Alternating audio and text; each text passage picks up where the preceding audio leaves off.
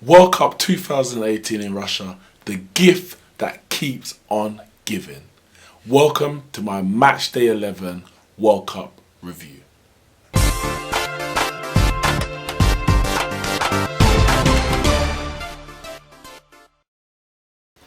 Yes, it's another great day out in Russia. England have hit Panama for 6. Senegal and Japan played out an enthralling 2-2 draw. And Colombia turned on the style, South American style, 3-0 winners against Poland. We're going to start with England, the Three Lions. The question is it coming home? Today was all about Harry Kane and England. 3 goals for the main man up front, 5 goals for England in the first half, put Panama to bed early. But Panama looked like they didn't come to play football. There was a bit of rugby, a bit of WWF, a bit of UFC. That penalty area especially, it was a war zone. And as a result, England got 2 penalties perfectly dispatched away by the main man up front, Harry Kane. That took him to 4 goals in the tournament before his hat-trick goal in the second half. Very lucky goal. Ruben Loftus-Cheek shot, clipped off his heel, over the keeper, but a hat-trick he claimed nonetheless. We know that he likes to claim a goal or two. That was definitely his.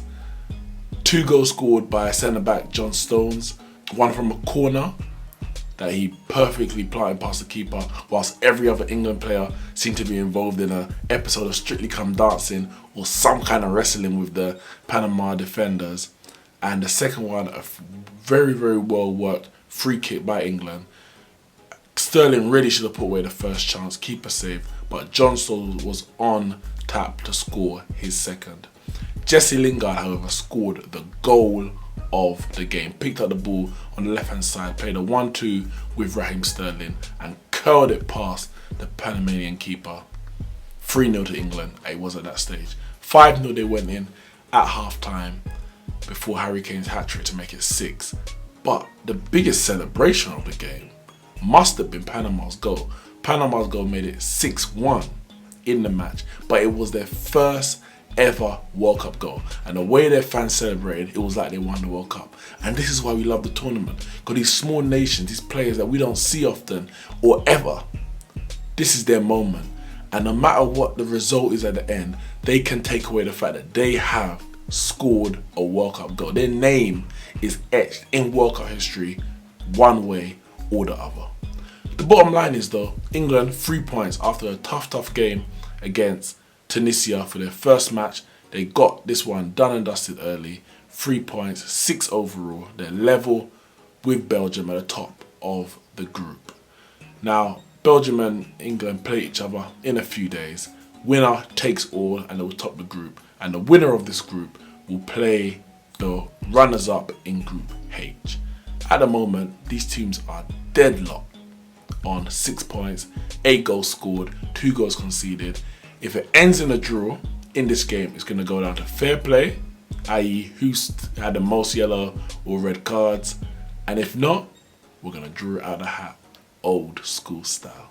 But England, they're on their way to the last 16 and are joined by Belgium from Group G. On to Group H, 2 very important, big, massive matches. The teams that won their first games, Japan and Senegal, played each other knowing that the winner will secure a spot in the last 16. Brilliant game played out.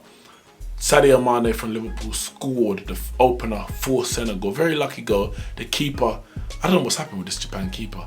He made an error, I would say. Not a massive, but it was an error in the Colombia game, which Japan won in the end, where he allowed a Quintero free kick that went under the wall to squirm in at his near post. He really should have done better. This one, he had no excuses. A shot came in, which he decided to punch from about 2 feet off the ground. I don't know, to catch it. He went to punch it, he punched it straight into Sadio Mane, and it went in for 1-0. However, Japan hit back. They were playing some wonderful football all game. And the equaliser came from Inu, who cut inside on the left hand side and curled it past the keeper. Senegal retook the lead in the second half. An absolute brilliant goal by the right back. A flowing move by Senegal, finished at the back post to make it 2-1. But back came Japan again. And off the bench, Kisuke Honda, who is Japan's leading goal scorer in World Cup history, came on. And after a few minutes, he put Japan level on terms. Now, that result was massive, and it was enhanced because Colombia played Poland in the late game, the last game of the day, and they battered the Polish 3-0.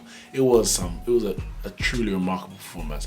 Style, swagger, and that South American exuberance that we love to see at the World Cup. James Rodriguez, Radamel Falcao, Juan Cuadrado, they were running the show up top.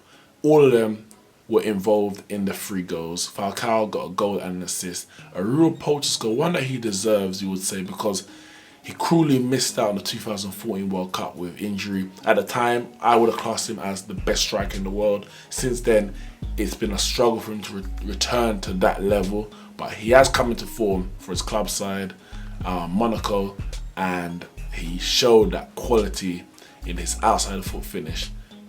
That made it 2-0 after Yerry Mina's opener in the first half from a delightful James Rodriguez cross. Now, James Rodriguez was back in action after the first game where he was on the bench due to injury. He started this game and he was involved in the 3rd goal. A beautiful weighted pass from James Rodriguez right through to Juan Cuadrado, slotted it in late in the game for 3-0. This means that going into the final round of fixtures, Japan and Senegal are tied on 4 points, and they will play Poland and Colombia. If Colombia win, they'll go through. If Senegal draw or win, they will go through. Poland are out. If they win, all they're doing is denting Japan's hopes of a last 16 place.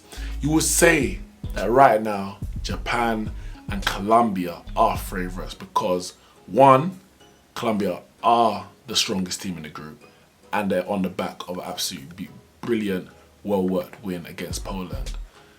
And 2, Japan are playing a very, very poor Poland side. I don't think anybody expected this from them. Even though I didn't expect them to get out of the group, I didn't expect them to perform so poorly. They haven't got much to play for apart from a little bit of pride. Senegal, they have it all to do, but it's in their hands. 1 draw and they are through to the next round. That's it from me with your World Cup review, and I'll see you soon.